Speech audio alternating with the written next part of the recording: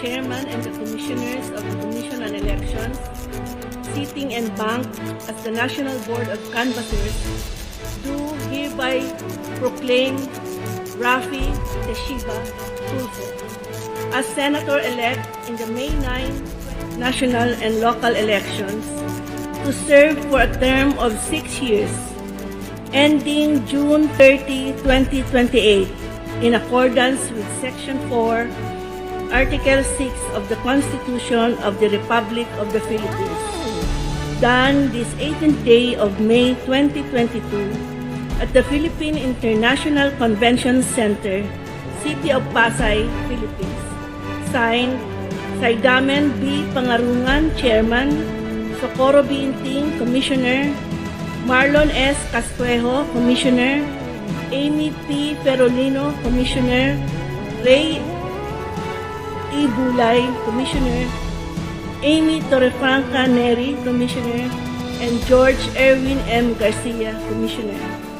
Congratulations, Senator Tulfo.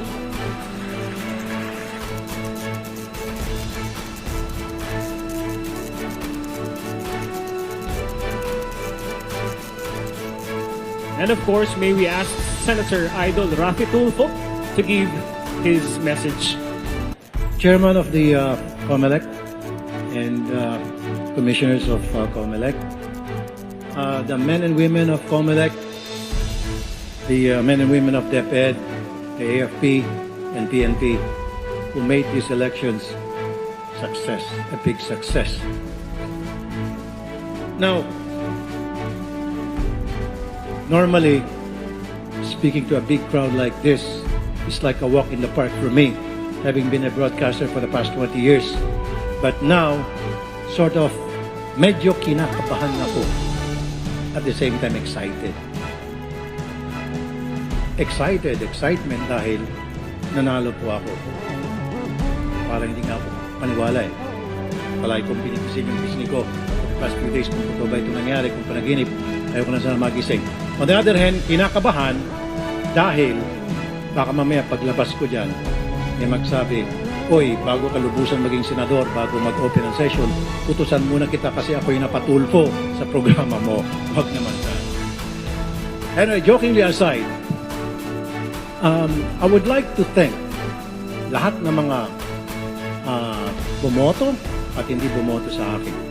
Yung mga bumoto sa akin, thank you so very much. I will never let you down. Mapakita ko sa inyo na you deserve ko po yung inyong tiwala na pagboto sa akin.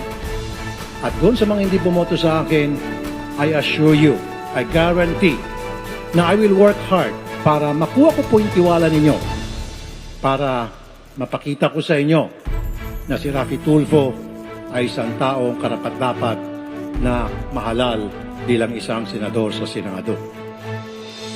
Now, maraming nagsasabi sa akin, paano yan ngayon, Raffy, pagdating mo sa Senado, anong gagawin mo? At bakit mo iniwan yung programa mo sa Wanted sa Radyo? Kasi nga naman po, sa Wanted sa Radyo, marami po ako nagagawa. Kahit ko naman daw gawin, kahit hindi ako maging government official, yung trabaho ng isang opisyal sa gobyerno, which is magbigay ng tulong. Sabi ko sa kanila, well, isa sa mga dahilan ay sapagkat sa araw-araw na ginawa ng Panginoon, pare-parehong problema po ang nakinaengkwentro at yung problemang yon, masakit na po sa tenga, masakit po sa dibdib. Palaging may nagsusumbong ng mga naapi, inaabuso at pinagsasamantalahan. Sila po ang isang dahilan kung bakit po ako kailangan mapunta sa Senado para this time mabigyan po sila ng hustisya, karapat-dapat na hustisya, matuldukan na po yung kanilang matagal ng problema. I assure everybody na I will work hard. Double time. Kung dati-rati po, bilang isa pong broadcaster doing public service and a private citizen, nagagampanan ko po ang aking trabaho at a 100% rate ang aking pong pagtatrabaho.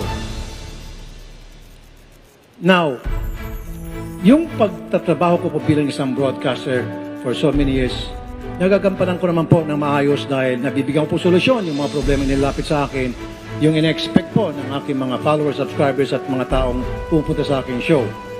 Now, isa na po akong public servant. Magiging sweldo na po ako ng ating gobyerno. I will make sure na magdo-double effort na po ako. I will work hard at 200% nang sa gayon, yung pinapasweldo sa akin ng ating gobyerno ay maging sulit or more. So once again, maraming salamat po sa lahat ng bumoto at hindi bumoto sa akin. Maraming salamat po sa Panginoon. Maraming salamat po sa aking pamilya. My wife, Jocelyn. Of course, my daughter, Mar. Son, Ralph. My son-in-law, Johnny Gary Tungol. Kabilang sa tinatawag kong ragtag team.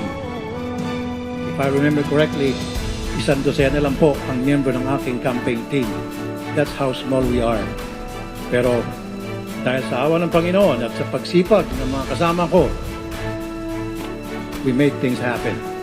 And that's exactly what I'm gonna do. I will make sure that I'll make things happen, not for 1 or 2 or 3 people, but for the Filipino people. There will be good things to happen dahil sa gagawing mga aksyon, gagawin ng mga batas ni Rafi Tulfo. Maraming salamat. Mabuhay tayong mga Pilipino.